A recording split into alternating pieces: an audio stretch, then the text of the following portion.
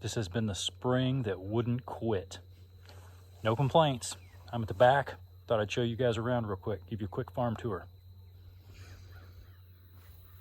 So this is what we refer to as the orchard. Got a lot of gaps in it, a lot of missing trees.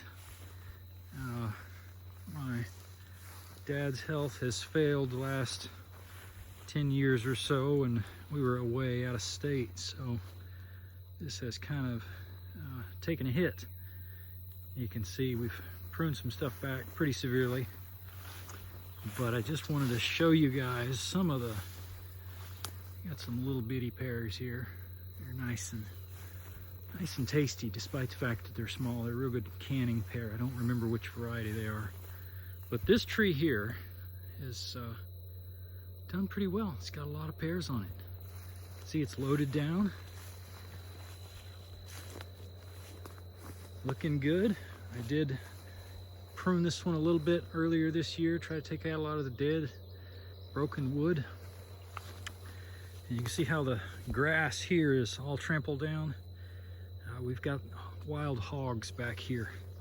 I'm gonna have to recruit them for the dog food program later.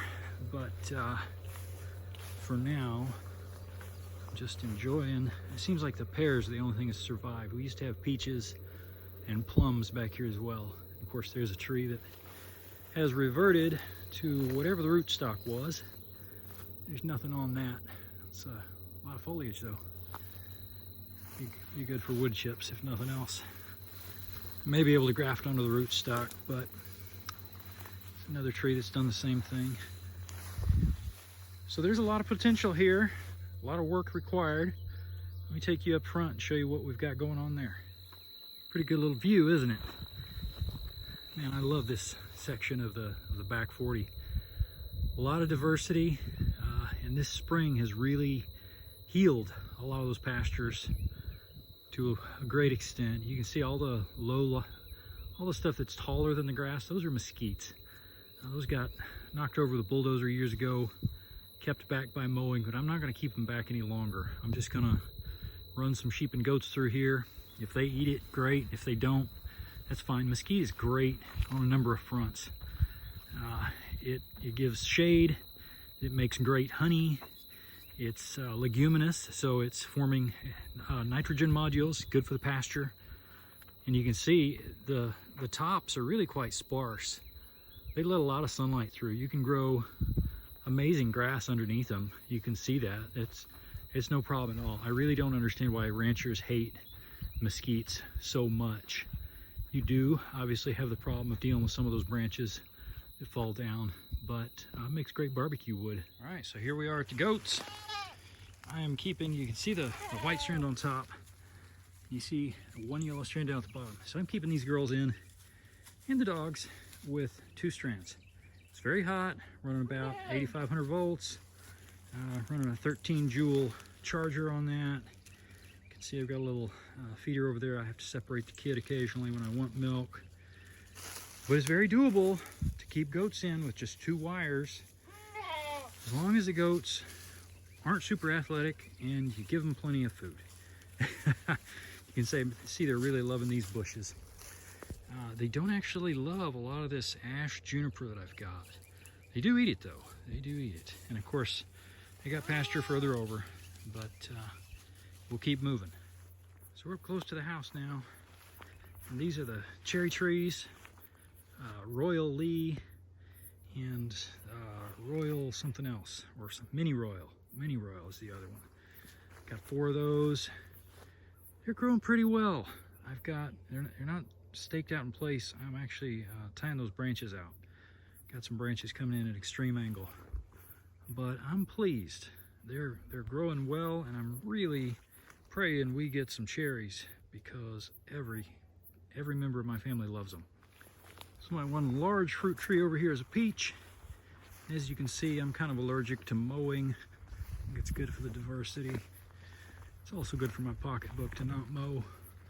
Got a little apple tree. I've got 4 apple trees and 4 apricots.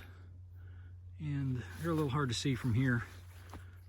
Got quite a bit of a mess. I did mulch for the first time ever, really. Put in some good mulch. The post office is a fantastic source of cardboard boxes that they get actually from Amazon. They're really big. They put those in their dumpster and they're happy for me to take them, and they work great.